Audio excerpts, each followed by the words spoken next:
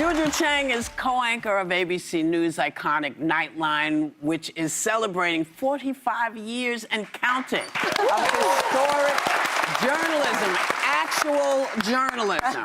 Please welcome back to the table our friend, the fabulous Juju Chang. We were just talking about all these crazy deportations and immigration enforcement of this administration. This is something you've also been following and talking about. Absolutely. You know, I'm an immigrant, born in Korea, and so it's through those eyes that I see a lot of these stories. And I've been following this one particular story. It's a young man, he's 17. His name is Jose Herrera, and he came to the States as an unaccompanied minor.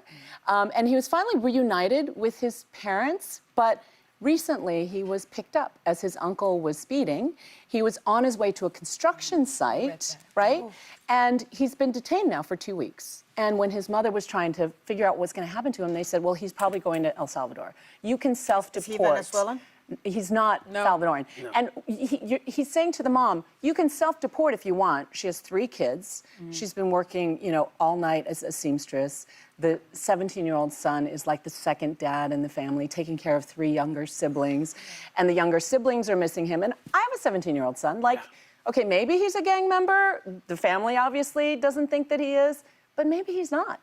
And if he's heading towards one of those Salvadoran prisons, it's a real question about what the due process or the lack thereof we're looking at. But why don't they show us the evidence? I mean, what's the problem? Why did we have to learn some of these names through a leak? I think it's all about transparency and the question of accountability. And, you know, those internal watchdogs have been fired from within that department of DHS. So right. it's really... Inspector Generals have been fired. And the Inspector Generals are the ones who would say, like, here are the balls and strikes. This is okay, this is not okay.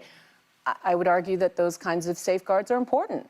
Can I ask one thing? Why do you think the differences in this administration versus the first term of not returning people to their country of origin? Because in some cases, it's not, they're sending them to a prison in a country they're not even from. I think it has to do with the deals that the Trump administration is setting with other countries and who's taking what numbers and charters are going. And there's, again, transparency.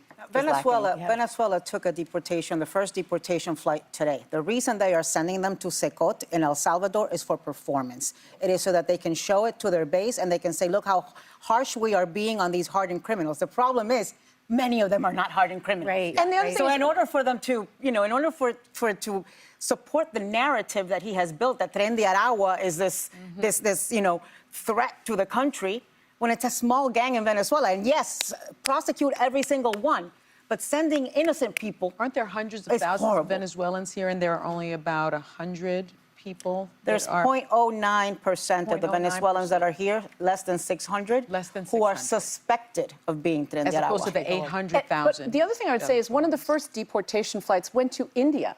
A lot of undocumented immigrants in this country look like me. They're Asians. And so there's a lot around this conversation that is kind of skewed and not really sort of, again, the transparency. Well, Juju, I want to ask you about Nightline because it's been 45 years since it debuted with the great Ted Koppel. Now, he retired from the show after 25 years. You've anchored it for over a decade now. So what has it been like to head this kind of institution? It's like a pinch me moment all the time. I still get asked, how's Ted doing? And I saw him like 2 weeks ago. He's great. And the show was so legendary. It was birthed after the Iran hostage crisis, right? And after hundreds of days, and I watched as a teenager, transfixed. And when they were released, I literally jumped on my 10-speed and I went around the block pedaling, going, the hostages are free! The hostages! Yeah, that's pretty much me, You were like the cutest town crier ever. But that's exactly it. I think I just knew I wanted to share the news. And to me, that's like in my DNA. But the idea that I'm anchoring this show all these years later is just really incredible. Wow. Oh, I love that. And you do it so well. Thank you. Juju. Well, tonight, you and your co-anchor, Byron Pitts, will be presenting a special edition of Nightline celebrating this really monumental anniversary. What can people expect to see? Well, we'll do the big historic moments, the Mandela moment, the Israel-Palestine moment, all those big historic ones. But Nightline is really sort of the Swiss Army knife of shows, right? Because we also hang out with a lot of celebrities. And so we'll be sharing a lot of those greatest hits as well. Oh, it's going to be good. Yeah, absolutely. I think we had a clip of the celebrities, but oh well. Big celebrities and Hollywood stars come to Nightline when they have something to say. Ma'am, what am I, my mother? Does anybody in real life call you ma'am? Nope. In the moment, what are you feeling? It's such a magical feeling. I just feel empowered, I feel excited, and I feel safe up there as well. Yeah, man, we hit it all now. Just about. The Boss, an interview that I had absolutely no interest in doing. But one of our senior producers, she said, you've got to do The Boss. I mean, you can't not do The Boss. So we did it, and we had great fun. It was terrific. The only person who doesn't want to ask you for free. That is so on brand for Ted. Juju, let me just tell you, the reason you're co-anchoring that show is because you've earned it. Oh, You've worked hard. so sweet. Thank you so much. I appreciate that. But tell us this, you have traveled around the world for Nightline, covering some really important stories. Is there something that is the most memorable story for you?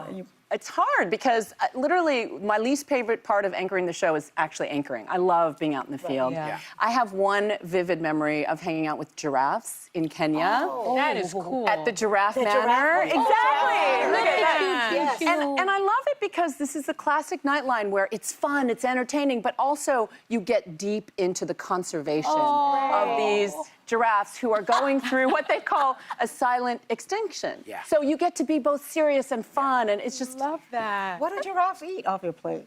just little like bits that they gave us, and they were like had the one in Meal. One hand for you, yeah, one hand for them. you, one for me. Exactly. And they're very polite when they eat. They are. You know, they're very like, oh, thank you so much. Very dainty. Exactly. Yeah, they're The very British nice. ones are anyway. Yes. Can I ask, in all the years you've been anchoring, is there any one moment or event that stands out to you the most?